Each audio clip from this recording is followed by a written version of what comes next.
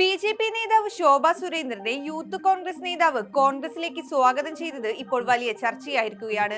BJP. സംസ്ഥാന അധ്യക്ഷൻ തിരഞ്ഞെടുപ്പിന് പിന്നാലെയാണ് പാർട്ടി ഉപാധ്യക്ഷൻ കൂടിയായ ശോഭ സുരേന്ദ്രനെ യൂത്ത് കോൺഗ്രസ് മലപ്പുറം ജില്ലാ പ്രസിഡന്റ് ഹാരിസ് മുടൂർ കോൺഗ്രസിലേക്ക് സ്വാഗതം ചെയ്തത്. തന്റെ ഫേസ്ബുക്ക് പേജിൽ ശോഭ സുരേന്ദ്രന്റെ ചിത്രമടക്കം പങ്കുവച്ച പോസ്റ്റിലൂടെയായിരുന്നു ക്ഷണം.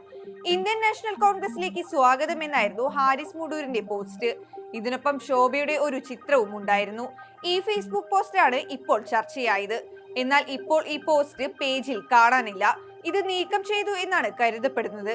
ബി.ജെ.പിയുടെ പുതിയ സംസ്ഥാന അധ്യക്ഷനായി മുൻ കേന്ദ്രമന്ത്രി രാജീവ് ചന്ദ്രശേഖരനെയാണ് തെരഞ്ഞെടുത്തത്. സംസ്ഥാന നേതൃയോഗത്തിൽ രാജീവിന്റെ പേരാണ് ധാരണയായത്.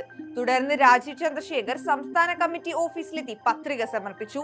പത്രിക സമർപ്പണ സമയത്ത് ശോഭ സുരേന്ദ്രൻ എത്താതിരുന്നത് അപ്പോൾ തന്നെ ചർച്ചയായിരുന്നു.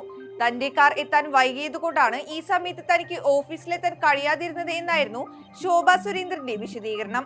രാജീവ് ചന്ദ്രശേഖർ പുതിയ ആളല്ല എന്നാണ് ശോഭ സുരേന്ദ്രൻ മാധ്യമങ്ങളോട് പറഞ്ഞത്. അദ്ദേഹം കേന്ദ്രമന്ത്രിയായി പ്രവർത്തിച്ചിട്ടുണ്ട്. തിരുവനന്തപുരത്ത് മത്സരിച്ചപ്പോൾ വളരെ നിസ്സാര വോട്ടുകൾക്കാണ് അദ്ദേഹം പരാജയപ്പെട്ടത്.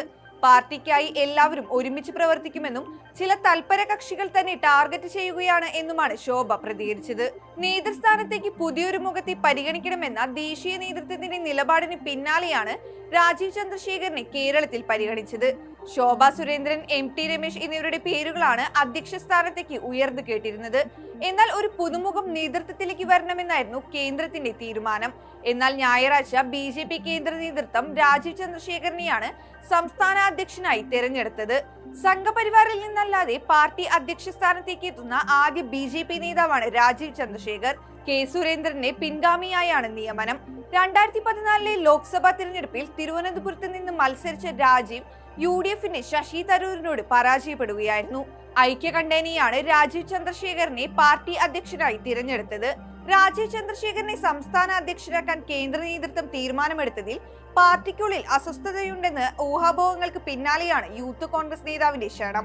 രാജീവ് ചന്ദ്രശേഖരന്റെ പത്രിക സമർപ്പണത്തിൽ നിന്ന് ശോഭ സുരേന്ദ്രൻ വിട്ടുനിന്നതും സംശയം ഇരട്ടിയാക്കാൻ കാരണമായി.